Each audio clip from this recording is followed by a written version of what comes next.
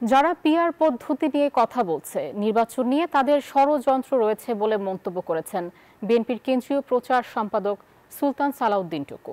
দুপুরে টাঙ্গাইল পৌর শহরের জেলা শিল্পকলা একাডেমি চত্বরে আয়োজিত এসএসসি পরীক্ষায় জিপিএ 5 পাওয়া কৃতী শিক্ষার্থীদের বৃত্তি ও সম্মাননা ক্রেস্ট প্রদান অনুষ্ঠানে এমন মন্তব্য করেন তিনি। আরও বলেন, ক্ষমতায় গেলে নারীদের শক্ত অবস্থান তৈরি করবে বিএনপি।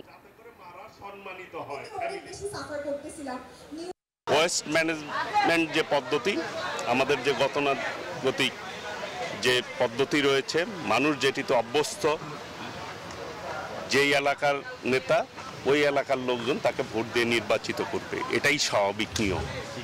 এই সময় যারা নিয়মের ব্যত্যয়ের কথা বলে, তাদের মধ্যে নির্বাচন নিয়ে তাদের একটি ষড়যন্ত্র রয়েছে।